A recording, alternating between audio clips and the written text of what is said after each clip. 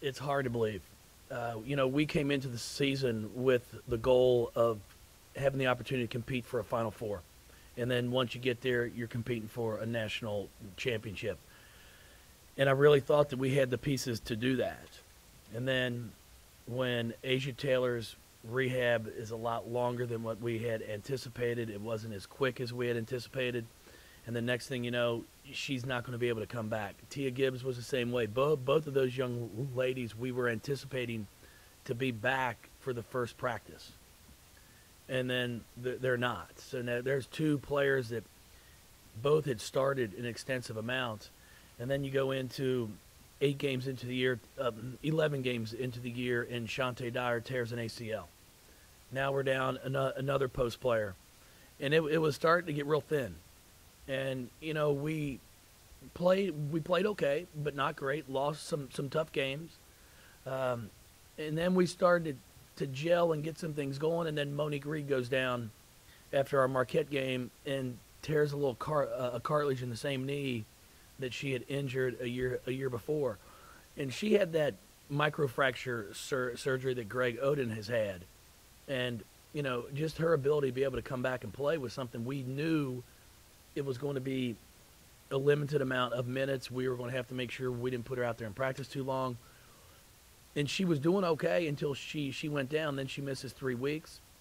She gets evaluated by our doctors. And, she knows that when this season's over, she's going to have to go back in for surgery again. And, our doctors do a great job. Our trainers do.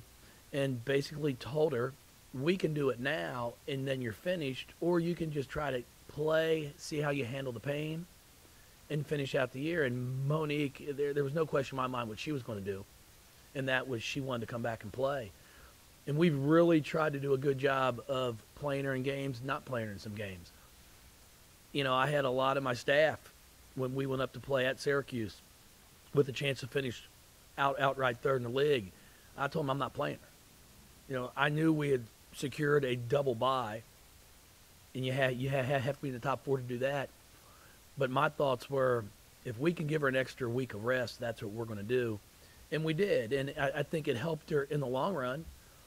And right now, she's feeling good. I mean, she's sore, her knee's swollen. We're going to take a few days to hopefully get the swelling down. But she played 33 minutes for us in a game last night that we needed her senior leadership and experience.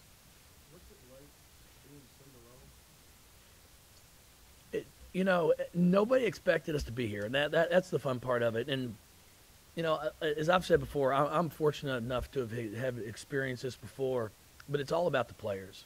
Monique Reed's the only one that's gone through this, and all she kept telling her teammates after the game was that this is such an awesome experience, you guys. It's something you'll never forget. And we're just trying to go out and continue this thing. I mean, our goal is not to just get to the Final Four now. We still have 2 games to try and go out and win, and that's their mindset at this point in time. So we like to spoil some things because it's not what everybody wanted. The talk was Baylor. They're going to be there. Brittany's going to be there going for a second national championship, and we kind of spoiled that. And I think it took everybody by surprise. And then, I know what everybody thought, so it was a fluke game. They go 16 of 24 from the three-point line. Because I promise you, you come to practice tomorrow, we couldn't do it without Amy Gardner. But we find a way to do it. And then, they're going to get beat by Tennessee. It's, the traditional power. And our kids said, no, we're not either. Why stop now? And we figured out a way to get it done.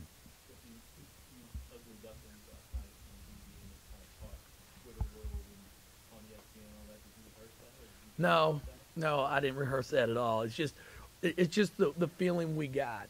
It was like you never felt like we got any respect. We won our first two round games because we played at home. But there were 15 other teams that played at home too. But we were the one that won because we had the opportunity to play at home. So it was never that we actually outplayed somebody or beat somebody. And that's where it just got to the point with our players. And I'm like, hey, nobody respects you. Nobody thinks you can do this. So let's go out. We have nothing to lose and have fun, and that's what they did. You know anybody who's had let down on you at 75 to 1? I haven't heard from any of them. No, no, I do not. But I do know had a young lady I coached at Nebraska, Carson Mueller, that I just got a text from, an email from the day after our Baylor game, just congratulating us and everything. And she said, "Hey, I sat down with my friend and we did our bracket." And she goes, "And I'm not lying. I told her, I go, if there's anybody that can beat Baylor, it's Louisville." So she picked us in her bracket to win. And then I texted her back last night. I was like, "Okay, let's be real now. Who did you really pick, and who are your teams in the Final Four?" And she said, "No lie, my teams in the Final Four were Louisville, Cal, Notre Dame, and UConn." And I told her, "You should have gone to Vegas. She could have made some money." What about some of the other reactions you've gotten, texts or anything? Just a bunch of texts, just people really excited for us. Probably the most enjoyable part of this entire trip was we had the opportunity to sit down and I recorded "Survive in Advance" by Jonathan Hawk, the NC State story, and we watched that before our Baylor game. And then after the game, the next morning I wake up and I've got an email from Jonathan Hawk because he did off the res with Shoney. And I had known him, so he sends it to me, and I just sent him a quick response back. "Hey, I appreciate it. We watched Survive in Advance. The kids really enjoyed it." Because you all know they weren't even born at that point in time. So some of them, we're having to explain what it is. This is what you're going to watch. And he sent me a text back and said, "I'll let Wittenberg know. He'll be excited." So I emailed him back and said, "Well, when you're telling him that, can you see if he'll call?" And then within a half hour, I get an email back saying, "Yeah, here's his phone number." So, yes, so that night we go back to prepare. We go back to our team meal. And I had him show just the national championship game of the story. And after it, we had our speakerphone set up, and the kids had no idea. And I said, "Hey, I've got someone that wants to talk to you just for a brief minute." And I dialed his number, picks up the phone. And I'm like, "Is Derek Wittenberg there?" And our players were like, "No, you got to be kidding me." And he got on and was just remarkable. I mean, just talked to our kids about he watched the Baylor game. He was going to watch the Tennessee game. Just about believing in yourselves, playing free, enjoy the experience, take the pressure off of you, and make sure you enjoy what you're doing and never forget it. And our kids took it to heart. So it was remarkable. It's so refreshing that someone like that took the time. 5 minutes, but it meant a lot more than five minutes to our players. And then the rant comes in your locker room. You seem like you became a Louisville fan. He was great. I will say, you see him on TV. I had the opportunity to go over and watch Angel play in the Olympics and had the chance to watch them one game. And you're seeing a player like that. And when he came in our locker room, it was just like it was anybody else. Just walked in there and was like, "Hey, congratulations." And, of course, our players went crazy. But they all got their pictures taken with them. And it was a very heartwarming time just to see somebody of his stature and celebrity status just spend 10, 15 minutes just talking with the kids. And then we go out, we play last night, we win, and he's down on the floor after the game. I mean, he came to both games, stayed for the entire game, and telling our kids what a great job they did. So I know they really enjoyed it. I'm not sure if the biggest moment was winning to go to the Final Four or meeting him. It's a toss-up right now, but it was a great experience. She hit him good, boy. If you all didn't see it, she went to give Duran a hug, boy, and she connected with a left hook right in his jaw. And I made sure, though, last night she went up and found him. And then I said, "Why don't you go tell Kevin if you want a real bodyguard, you'll take care of it for him." And no, but they were great. They're absolutely great. The lasting image is Shoney makes that way up over Griner, and then gets right in her face, and you see her kind of barking up. But that was kind of the fight you guys had the whole weekend, was we're not afraid. And we had that, and also we had and nobody believes in what you can do. So there was no pressure. I mean, we had no pressure on us at all, and we still don't. And that's how we're going to play through this entire Final Four. You know, we're going to try to play smart basketball, but at the same time, we're not going to hold back. I mean, we're taking some shots that most coaches probably would not think are good shots, and I'm not sure they are, but they believe in them. I mean, Sarah Hammond's step back three, right in front of our bench, was the slowest step back I've ever seen, and then she shoots it over Griner, and when it left her hand, I'm like, I think it's going in. And that was the kind of night it was. I mean, the 2 threes that Shoney and Antonita hit kind of almost back-to-back were from at least 26 or 27 feet. And nobody's expecting them to go in. So we're going to continue to play like that. That's how we played in last night's game. I mean, we're not a very deep team. You know, we play 9-10, but we're playing against teams that have 12 or 13. So we started to get tired last night. And our kids know it. I mean, teams are going to make runs at us, and we just got to figure out a way to withstand it. Tennessee cuts it to 3, and we just attack, and Shoney makes a layup, and then we come down, we get a stop again. Jude hits a 3. Antonia makes a reverse layup.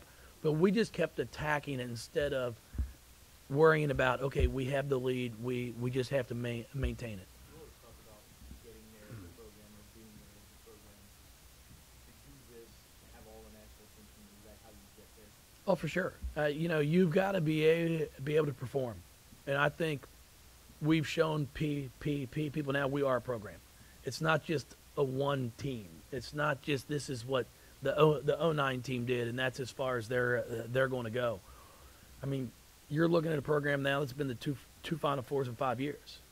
I mean, besides your UConn and Notre Dame, Stanford, Oklahoma may have in the past 5-6 years, I mean, it's us. So I think it says a lot about what we're doing here. Our goal is to continue to build this, to continue to recruit players, and get back there. Just talk about Monique's journey this season, but what will her legacy be? Just how much she's grown up in this program as a ball girl and now this is. Well, I think right now, I think she's either tied or will have surpassed. She's tied right now, so when we play, she'll pass. So she will surpass Angel for games played. And she'll be the only player to date in this program that's played in 2 Final Fours and has, you know, had a significant impact her freshman year. It's not like she was just on the team at the end of the bench passing out water. I mean, she was a big part of it. So I think she'll have to go down for sure. Is one of the great players that's played here. How big is the shift on his shoulder? Not only the disrespect of people not thinking you can do it, but even after you beat Baylor, it was as if there was a disaster response. You got Robert Griffin the third, kind of being critical of the way you guys went about it, yet you guys really weren't playing, and Baylor came in. Yeah, I mean that's I mean the emails I've received about that. Oh, I'll never watch a Louisville team play. I'm a 63-year-old ex-coach, and you embarrass our game. I mean they're comical after a while. And as I tell everybody they sit there and they talk about, oh, this is what you did to Baylor. This is how you defended them. They scored 81 points. They averaged 81 points. We obviously didn't do that good of a job defensively. What everybody seems to forget about is we scored 82 points. No team in Brittany Griner's 4 years scored more points than we scored against them. You know, my comment, because Kim's been very critical of our players and our team, is I wouldn't be so concerned about what we were doing. What were you doing defensively? Because it wasn't working. You know, so at what point in time do you sit there and evaluate yourself instead of always trying to put blame on someone else? Because I've watched the game. It was a physical game. There's no question about it. But they do pay 3 people a pretty good amount of money to officiate it.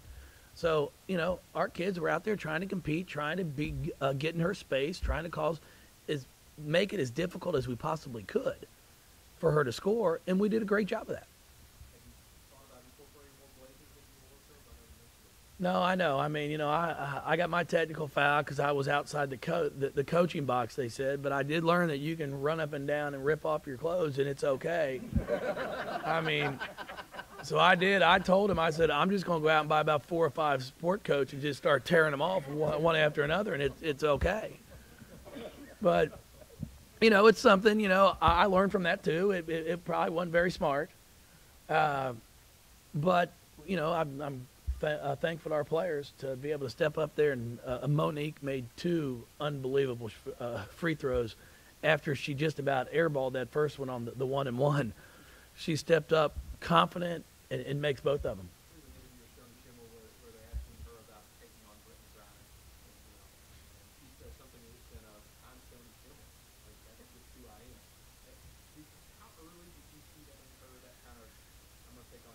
Well, I think it's our entire team.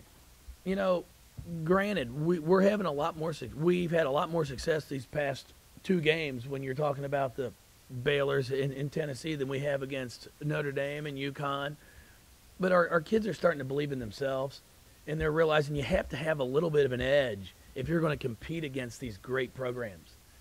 And I try to tell them all the time, there's a big difference between being confident and arrogant. And I want all my players to be confident, but I don't want them to be arrogant. And I don't think Shoni was being arrogant. I mean, you watch all these men's games, you watch the NBA, she made an unbelievable move, got fouled, throws it up overhead, and the ball goes in. So she got up and jumped, and, they started jawing. I mean, you see it all the time, but you're not supposed to see it in women's basketball. Well, I think that's what's going to bring more people to our game is the excitement of it. It was a one-time thing. Nothing was done bad about it, but I think it brings a lot of interest to it. It brings a spark to it. And when the emotions are running high, which they do in men's and women's basketball, there's going to be situations that occur like that.